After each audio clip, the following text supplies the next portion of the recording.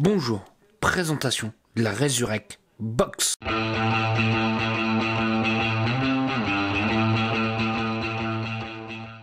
Resurrect Box, qu'est-ce que c'est exactement? C'est une box qui est faite entre deux amis, exactement, on va le dire tout de suite, c'est nos amis de chez FS VAP, qu'ils ont voulu créer leur propre box, donc ils nous ont proposé cette version-là. Il faut savoir qu'il existe une deuxième version en DNA, mais qui n'est pas encore disponible pour le moment, mais qui ne devrait pas tarder. Donc nous, ce qu'on va parler, ça va être la Resurrect Box en version 3D, Mecha. Donc on ouvre un petit peu, on va voir ce qu'on a de fourni à l'intérieur. Donc comme on peut voir, nous avons une petite carte et on va voir ce qu'il y a derrière. Et moi, ce qui me plaît bien, voilà. Donc, vous avez la finition que vous pouvez choisir, puisqu'il faut savoir qu'il y a différentes finitions possibles. Donc, moi, c'est une version Damas, mais il faut savoir qu'il existe différentes patterns, donc c'est-à-dire gravures que l'on pourra choisir. La date de fabrication, le 25 juin 2019, et le numéro de la box. Oui, c'est bien le numéro de la box, mais est-ce qu'il est quelque part dessus pour être sûr que nous avons bien le bon certificat? Et tout simplement, on va prendre la box, hop, et on va regarder, voilà, ils nous l'ont inséré à l'intérieur. Donc je mets la box de côté, on continue un petit peu pour voir ce que nous avons à l'intérieur. Donc nous avons deux wraps 18650, donc ça, c'est pas perdu. Qu'est-ce qu'ils nous fournissent? Nous avons un petit porte-clés. Moi, je trouve ça assez sympa. Ça fait toujours un petit plus. C'est pas grand-chose, certes, mais moi, ça me plaît bien. Nous avons ici un adaptateur pour passer du 20700 au 18650. Donc oui, c'est une box en 20700. Donc ils nous ont proposé cette petite chose, mais qui va peut-être évoluer, qui va changer. Et qu'est-ce que nous avons d'autre? Nous avons... Alors moi, ça, je trouve ça vraiment bien sympa qu'ils fournissent ça. Nous avons un petit coil de chez 13 Énervé qui est fourni avec la box. Donc c'est un SFS 3 corps fourni à l'intérieur en NI80 et en SS. Ça c'est bien, c'est sympa, c'est adapté pour le 20700 sans problème en monocoil. Vous faites vraiment quelque chose d'assez sympa comme petit coil. Alors certes, celui-ci je ne l'ai pas utilisé, mais j'ai déjà eu l'occasion de tester ces coils et comme ça va vous permettre de les tester au moment de la box et je pense que vous allez y retourner sur ces petits coils. Allez, hop, je mets tout ça de côté et on va aller voir surtout ce qu'il y a de plus important, c'est la box. Donc voilà cette fameuse box. Donc nous sommes sur une version naked. Donc ici nous avons le switch qui est sur le côté. Est-ce que ça se fait bien? Ouais. Alors, on a tout de suite une bonne prise en main directement sur le switch. C'est assez intuitif. Moi j'aime bien ce switch là sur le côté. Donc nous avons le numéro série de la box. Alors pour tout ce qui est dimension, nous sommes à 8... Alors j'ai pris le point le plus haut, donc c'est-à-dire ici, jusqu'en bas, nous sommes à 8,5 cm. En largeur, ici nous sommes à 4,6 cm. Et ici en largeur, nous sommes à 2,7 cm. Donc on est vraiment sur quelque chose de correct. Le connecteur, vous allez me demander tout de suite lequel que c'est. C'est le connecteur de chez SVF en 16 mm. Donc c'est un petit peu le nouveau connecteur de chez SVF, puisqu'il avait l'habitude de nous faire du 22 mm. Et là il nous a sorti une version en 16 mm qui est plutôt bien. Qu'est-ce que je vais te dire tout de suite? Vous allez me dire, ouais, ça c'est pas terrible ici. Écoutez, moi je vais vous montrer. On va essayer avec un 22 mm. On va voir est-ce que c'est choquant, puisqu'il faut savoir que nous pourrons aller jusqu'à 24 mm sans souci, même voire peut-être du 25. Et vous voyez, quand j'installe mon RDA, j'ai rien qui me choque. Voilà. Mais je trouve que cette partie-là, et justement, ça permet d'éviter d'utiliser des botty-rings en 22 mm, ceux qui n'ont pas forcément, ou ceux qui n'aiment pas ça. Je trouve ça assez sympa, d'avoir cette petite hauteur-là, ça nous évite d'utiliser des botty-rings. Et puis, comme je vous dis, ça fait pas moche. On va essayer la même chose avec un 24 mm. On va voir ce que ça va donner un petit peu, surtout au niveau du look. C'est là-dessus que je vais parler. Donc, hop. Et voilà, nous sommes sur un 24 mm et ça passe sans problème. Donc on a vu un petit peu le switch, les lamelles comme vous pouvez voir c'est des lamelles en argent et on va aller voir un petit peu à l'intérieur. Donc la bottle qui est ici est fournie, hop, donc j'ouvre un petit peu. Au niveau du réglage du connecteur, bah c'est un connecteur SVF, il n'y a vraiment rien de compliqué. On va pouvoir le verrouiller ou le déverrouiller si on le souhaite. Si on, par exemple, on a la poche, on a la box dans la poche, ça nous évitera de faire des fers sans souci. Cette bottle-là, si je me trompe pas, je dis bien si je me trompe pas, je ne suis pas sûr totalement, elle nous fait 7 ml. Donc ça nous laisse de voir quoi? Un petit peu de juice quand même. Hop, et voilà. Alors on pourra mettre des rondes si on le souhaite, mais il nous propose cette bottle-là à la base. Donc, et en plus elle est pas si mal que ça. C'est des bottles que j'ai déjà eu l'occasion d'acheter, d'utiliser. J'ai jamais eu de fuite. Ça nous reprend un peu les Capi V4.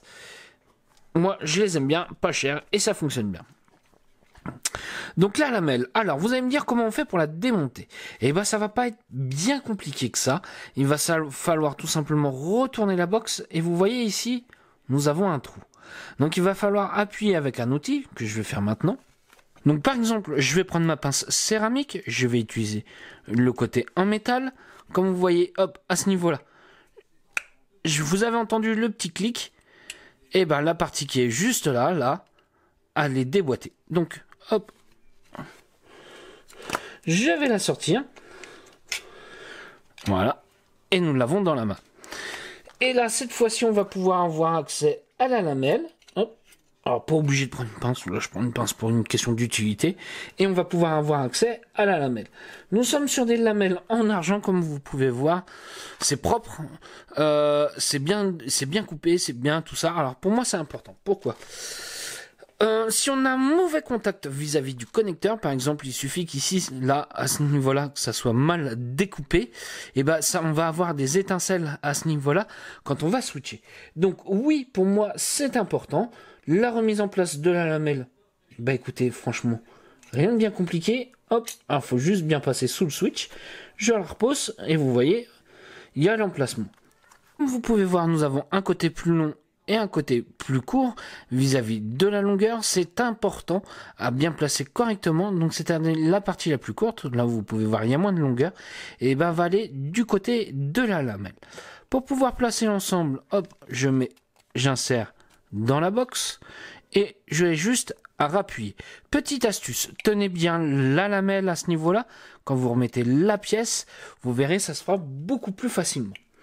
Je vais mettre un petit peu de juice dans la bottle. Donc, qu'est-ce que je vais mettre comme juice? Bah, la gourmandise qu'on va mettre dans la box. Bah, comme ça, c'est un petit liquide que je connais bien. On va pouvoir, hop, se le regoûter, se le refaire ensemble. Hop, je vais remettre mon petit bouchon. Voilà. Alors, pour pouvoir remettre la bottle, il y a une petite astuce. Étant donné que nous avons la lamelle, moi, ce que je conseille, hop, vous mettez d'abord la durite. Hop. Vous mettez d'abord la durite et après, vous la mettez, hop, un petit peu sur le côté. Alors, ne le faites pas sans de RDA ou sans atto. Le problème, c'est que quand vous devez forcer un petit peu, donc quand vous appuyez, ça remonte un petit peu de liquide. Vous allez vous en mettre partout, surtout si vous remplissez bien la bottle. Alors, comme vous pouvez voir, moi, j'ai ma petite porte de la même couleur que ma box, mais il faut savoir qu'il nous propose différentes choses. Alors là, par exemple, il nous propose des portes supplémentaires.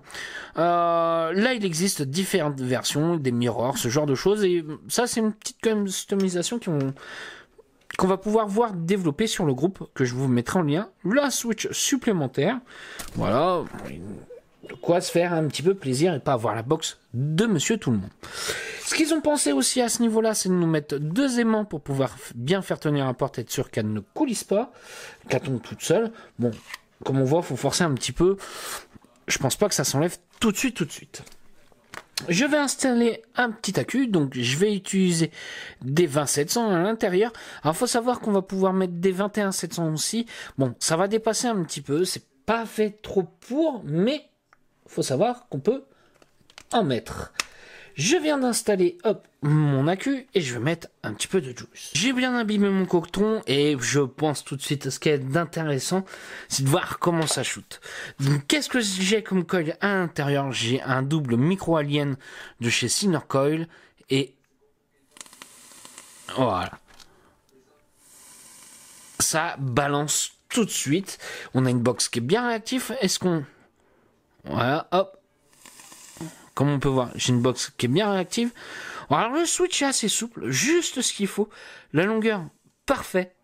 Moi, voilà, c'est le type de switch qui est plutôt bien pensé, qui est agréable. Et oui, ça c'est important de le signaler, puisque des fois on va avoir des switches qui vont être très durs ou trop souples, où on va, dès qu'on va mettre dans la poche, ça risque de faire auto-fire. Donc oui, voilà. C'est un bon petit switch qui marche plutôt pas mal et qu'on voit, oh, qui envoie tout de suite. Allez, on va se voir en plan large pour voir comment ça va. Voilà ce que nous donne la Resurrect dans la main. Oui, nous sommes sur une box compacte. N'oublions pas, c'est une 2700. Oui, donc je peux le dire, c'est une des plus compactes en 2700 que j'ai pu avoir en BF dans les mains. Allez, tout de suite, ce qui est intéressant, c'est de se faire un petit nuage.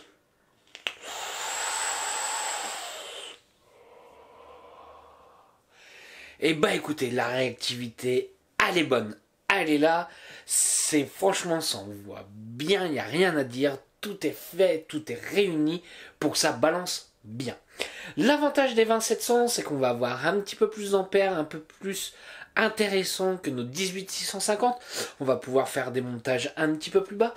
Là, par exemple, je suis à 0,16 avec le montage que j'ai à l'intérieur. Et la queue ne chauffe même pas du tout.